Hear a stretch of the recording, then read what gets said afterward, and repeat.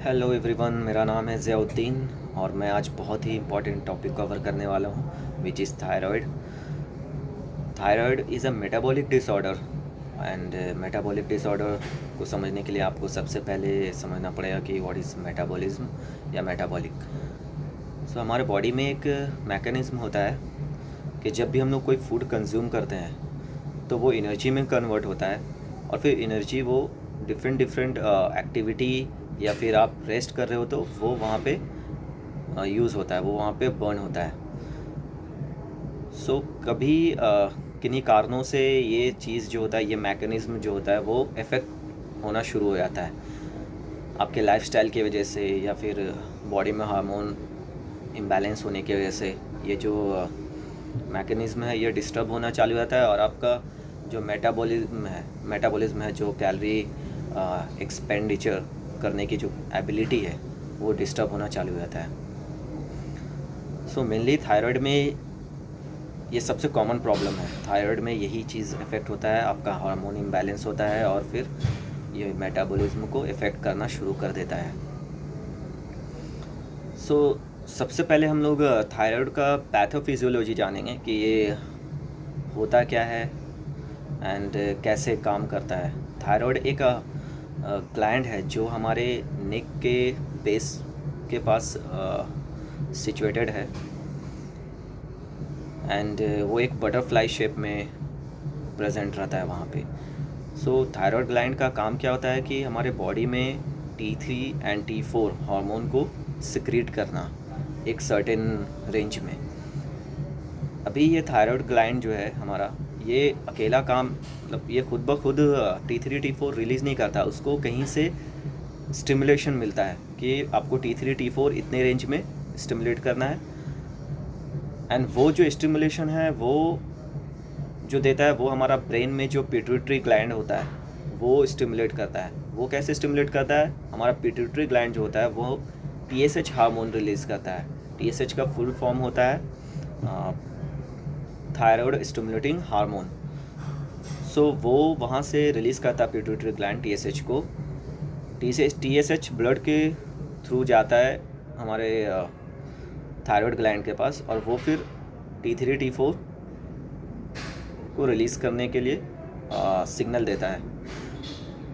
And T4 एक और काम करता है कि वो ब्लड स्ट्रीम से फीडबैक देता है हमारे पिट्यूटरी ग्लैंड में कि T4 का लेवल कम है या फिर ज़्यादा है, उसके अकॉर्डिंग कितना TSH रिलीज़ करना है ब्रेन से, वो भी एक फीडबैक देता है।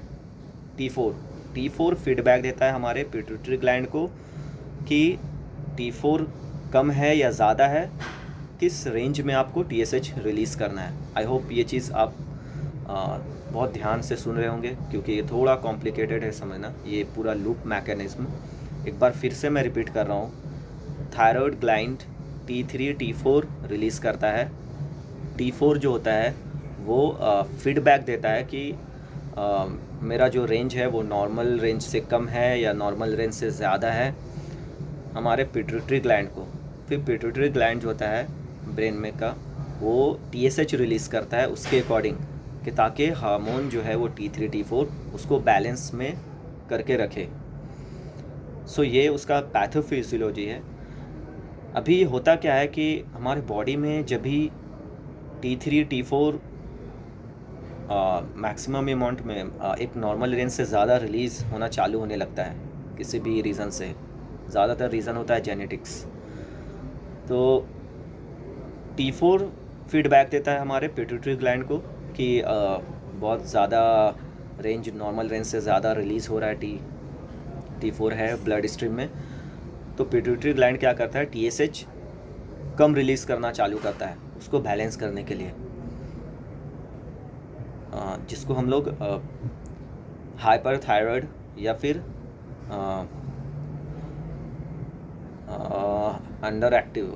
ओवर एक्टिव थायराइड बोलते हैं।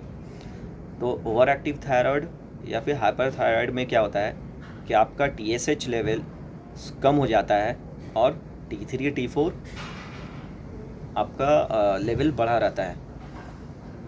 इसका ठीक उल्टा होता है हाइपोथायराइड, जो सबसे कॉमन अभी लोगों में देखा जा रहा है कि लोगों में सबसे ज़्यादा अगर किसी चीज़ का प्रॉब्लम आ रहा है थायराइड में, वो है हाइपोथायराइड, जहाँ पे आपका T3 T4 का लेवल कम रहता है, अपने रेंज से कम रहता है, और TSH ज़्यादा रहता है। तो यहाँ पे भी वही चीज़ होता है, T3 T4 ब्लड स्ट्रीम में ज़्यादा रहता है, थायराइड ग्लैंड T3 T4 ज़्यादा रिलीज़ कर रहा होता है, T3 T4 कम रिलीज़ कर रहा होता है। फिर T4 क्या करता है, वो सिग्नल भेजता है हमारे पिट्यूटरी ग्लैंड को कि ब्लड स्ट्रीम में बहुत कम रेंज में T4 और T3 है। फिर पिट्यूटरी ग्लैंड जो होता है वो TSH का जो रेंज होता है वो ज़्यादा मात्रा में रिलीज़ करना शुरू कर देता है। तो यहाँ पे हाइपोथायराइड में क्या होता है कि T3 T4 कम रेंज में है और TSH ज़्यादा रेंज में होता है। तो हमेशा TSH हार्मोन को बैलेंस करने के लिए T3 T4 के अकॉर्डिंग रिलीज़ होता है। T3 T4 अगर ज़्यादा है तो TSH कम रिलीज़ होएगा, और अगर T3 T4 कम है तो TSH ज़्यादा रिलीज़ होगा, for maintaining the balance. I hope सब ये चीज़ें क्लियर हो रहा होगा। अगर क्लियर नहीं हो रहा होगा तो आप प्लीज़ स्लो करके वीडियो भी देख सकते हैं हमारे यूट्यूब चैनल पे। मैं यूट्यूब पे भी डालूँगा ये वीडियो। सो थायराइड दो टाइप के होते हैं, एक हाइपर थायराइड एंड एक हाइपोथायराइड। सो हाइपर थायराइड में होता क्या है कि हमारा T3 T4 जो लेवल होता है वो ज़्यादा ब्लड स्ट्रीम में मिलता है, एंड TSH कम रेंज में रहता है, जैसा कि मैंने इसका रीज़न बताया था अभी कुछ देर पहले।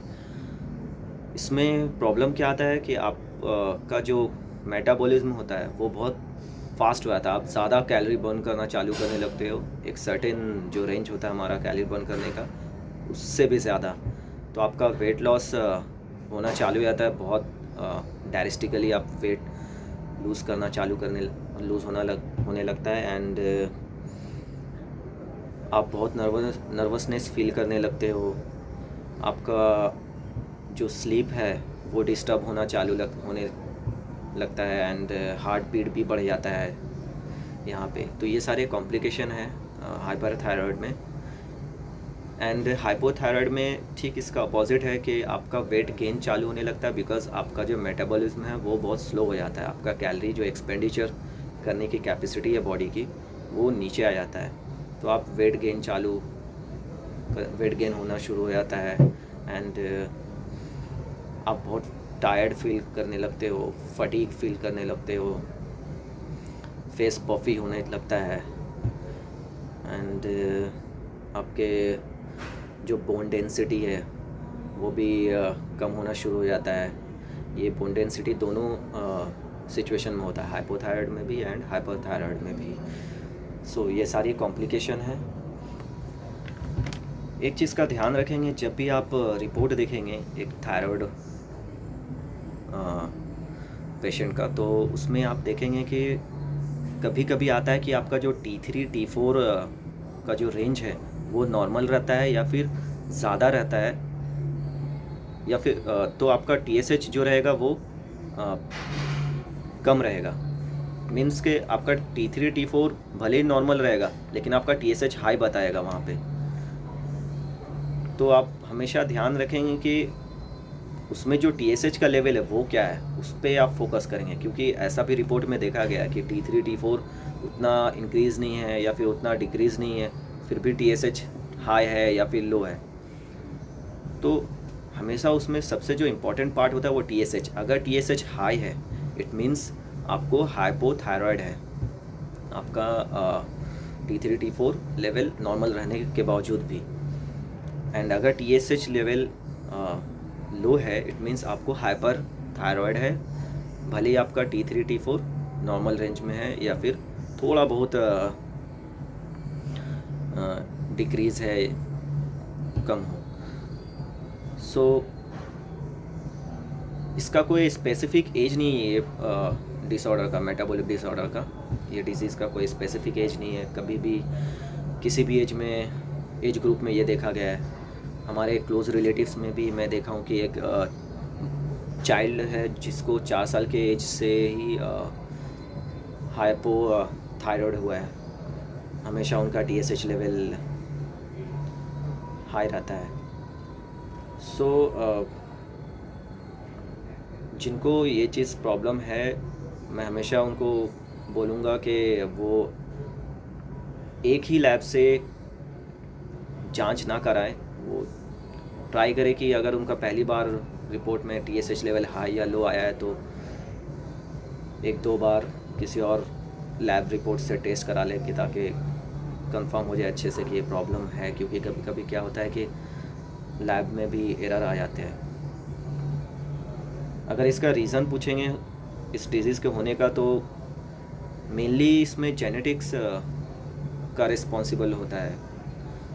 हमेशा क्लोज ब्लड रिलेशन जो है आपके मदर साइड या फिर फादर के साइड से अगर किसी को है तो फिर वो आपके भी होने का चांसेस है। ऐसा ज़रूरी नहीं कि होगा ही, बट चांसेस रहता है और कोई अदर रीज़न नहीं है इसको होने का। बहुत सारे लोगों का सवाल होता है कि इसको क्योर किया जा सकता है कि नहीं। इसको क्योर नहीं किया जा सकता है, इसको हम लोग मैनेज कर सकते हैं। आप एक्सरसाइज करके, थोड़ा लाइफस्टाइल को अच्छे से मैनेज करके के इससे होने वाले जो कॉम्प्लिकेशन है, जो प्रॉब्लम होता है थायराइड की वजह से, उसको हम लोग मैनेज कर सकते हैं। मेडिकेशन के थ्रू हम लोग इसमें जो इम्बैलेंस हो रहा है हार्मोन में, उसको हम लोग मैनेज कर सकते हैं। सो मैं कहूँगा इसमें जो सबसे अहम रोल प्ले होता है वो है एक्सरसाइज का।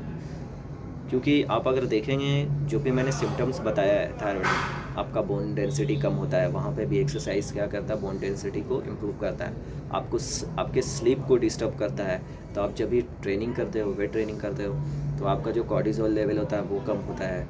एंड एंडोर्फिन्स हार्मोन्स जो होता है वो रिलीज़ होता है, जिसकी वजह से you feel good and happy. तो आपके वो स्लीप को भी बेटर करेगा, आपके स्ट्रेस लेवल को कम करता है। जब भी किसी को थायराइड होता है तो वो काफ़ी स्ट्रेस और डिप्रेशन में रहते हैं, तो उस चीज़ को भी सॉल्व करेगा, ये प्रॉब्लम को भी।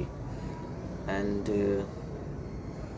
आपके मसल मास इंक्रीज़ जब होता है तो आपके मेटाबॉलिक रेट को भी इंक्रीज़ करता है। आपके कैलोरी एक्सपेंडिचर करने की जो एबिलिटी है उसको भी शूट करता है। तो हाइपोथायराइड में जो प्रॉब्लम चालू होता है कि आपका कैलोरी एक्सपेंडिचर कम होना शुरू हो जाता है, मेटाबॉलिक स्लो होना चालू हो जाता है, तो उसको एक्सरसाइज के थ्रू इम्प्रूव करते हैं। तो एक्सरसाइज का इसमें बहुत अहम रोल है।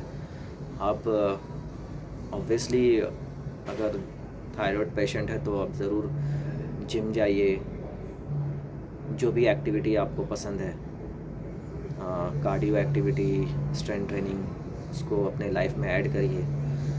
अच्छा फूड कंज्यूम करिए। जहाँ तक डाइट का बात है, वो न्यूट्रिशनिस्ट से आप कंसल्ट करके के एक पैटर्न एक फॉलो करिए, एक सही अप्रोच रेडी करिए, करेक्ट प्लान रेडी करिए इस चीज़ को मैनेज करने के लिए।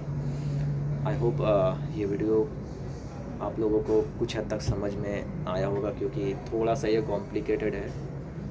हार्मोन T3 T4 जहाँ पे वो बात आती है तो थोड़ा कन्फ्यूजन होता है। तो आप इस वीडियो को थोड़ा यूट्यूब पे जाके स्लो वे में देखेंगे तो ज़्यादा अच्छे से समझ में आएगा।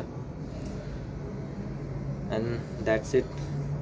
अभी फिर मैं किसी न्यू टॉपिक पे वीडियो बनाऊंगा, तब तक के लिए stay tune, bye, see you.